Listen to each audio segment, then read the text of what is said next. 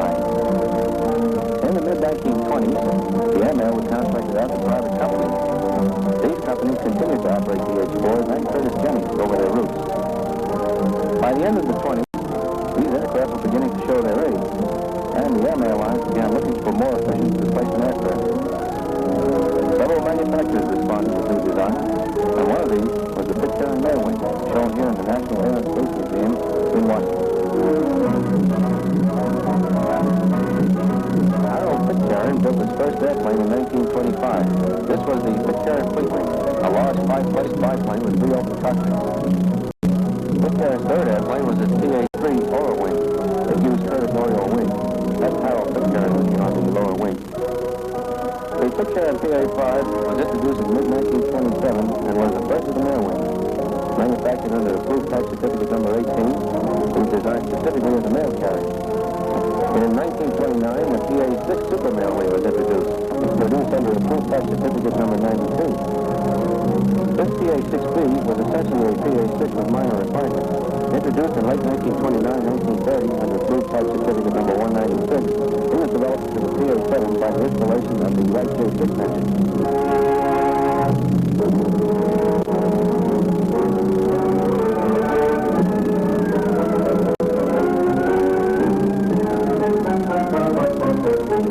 The Old Rhinebeck Aerodrome is the Pitcairn Mailwing still flying. This airplane was discovered in Canada and flown down to the Old Rhinebeck Aerodrome in 1979. Originally a single-place open cockpit biplane, this one has been converted to a 3-place super sport Mailwing. The Mailwing is a rather large airplane with a wingspan of 33 feet. The fuselage is made up of unusual square-section steel tubing paired to a rounded cross-section of fabric covered. The wings are made up with solid wood spars and built-up wood ribs, also fabric covered. A look into the cockpit discloses a well-equipped instrument panel. Conventional stick and rudder controls are used. Notice the flashlight clips to the cross members.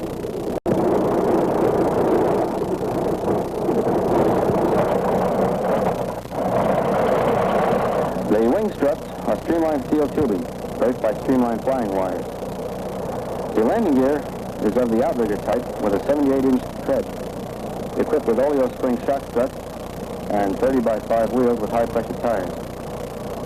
The engine was originally a Wright J5 of 225 horsepower on the PA-6B, or the 7-cylinder Wright J6 on the PA-7. This one is equipped with a Continental R670 of 220 horsepower, so this would be closer to a PA-6B.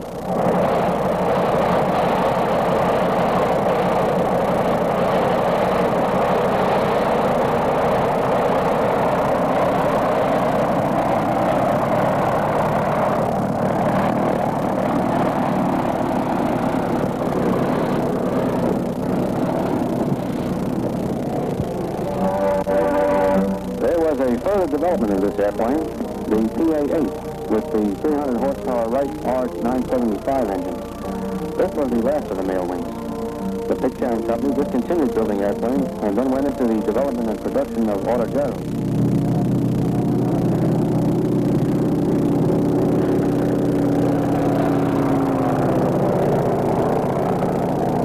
The Pitcairn Mailwing has a top speed of 135 miles per hour. Cruises at 115 miles per hour and stalls at 57 miles per hour. It has a service ceiling of 16,000 feet. Fuel capacity is 70 gallons, which gives it a range of 520 miles.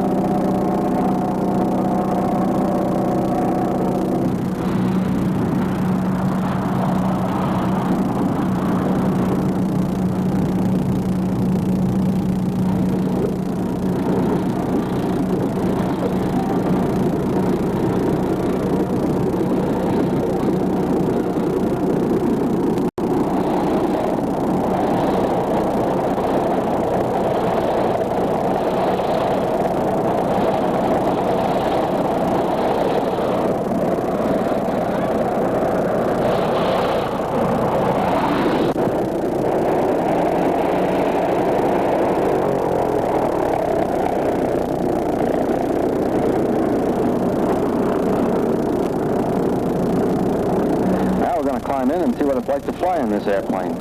The takeoff will be a little bumpy since this is a grass strip.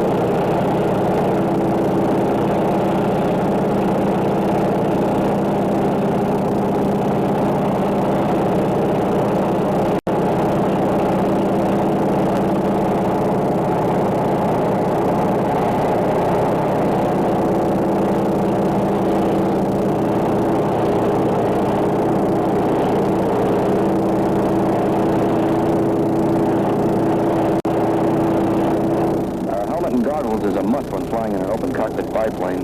That slipstream is well over 100 miles per hour out there. The pitot-static tube is mounted on the forward right interplane strut. This provides sensing pressure to the airspeed, altimeter, and rate of climb indicators. The long fibular device is known as a javelin and is used to control vibrations in the flying wires.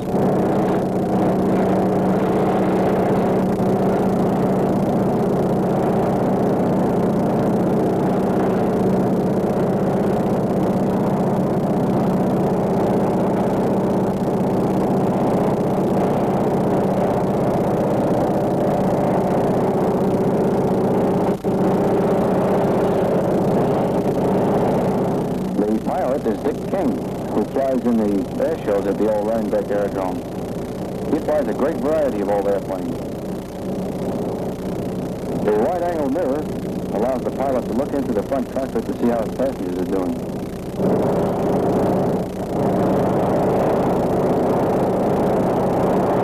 For an old airplane, this old Pitcairn Mailwing really steps along. Our ground speed is probably a little over 100 miles per hour.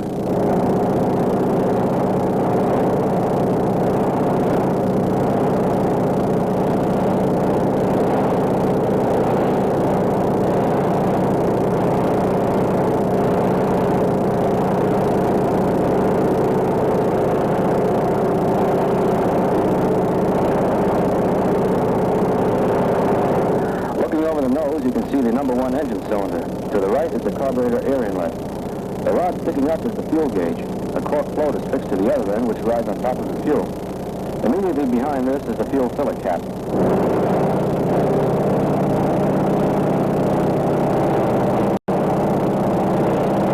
The visibility, as in all open cockpit airplanes, is excellent, with very few blind spots.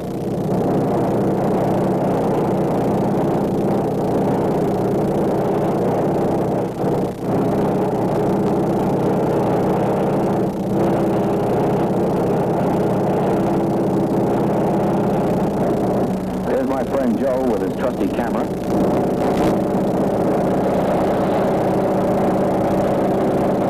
Now here's what a wing oval looks like from the cockpit.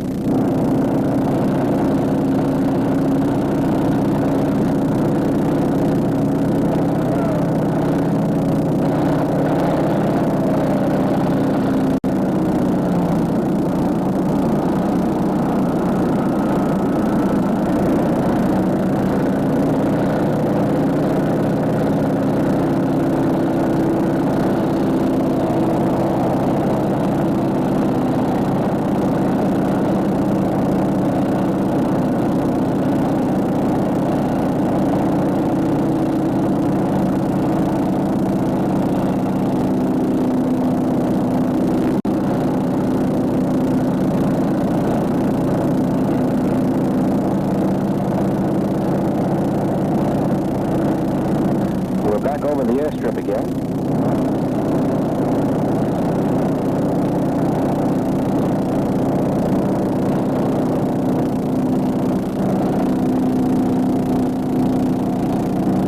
We're going to do a 360-degree turn as we drop down to pattern altitude.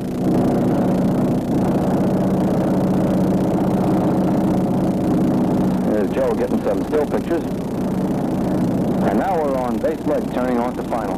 The old-time pilot could just about tell what their airspeed was by listening to the wind in the wires. Now, if you listen close, you'll hear the airspeed drop off just before this airplane touches down.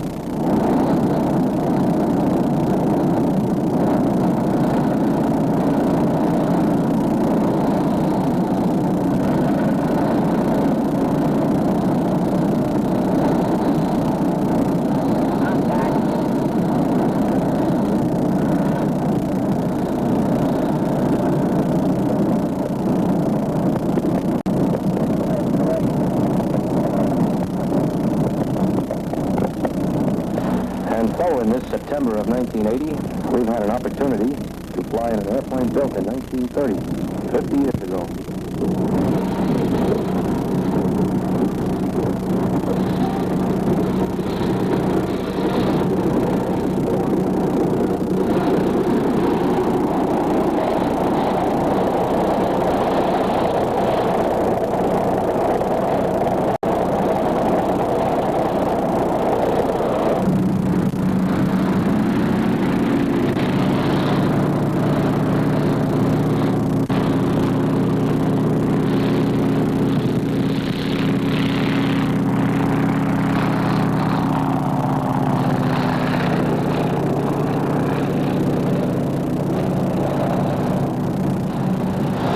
And that's the Pitcairn Mailwing, a small fragment of aviation history still flying.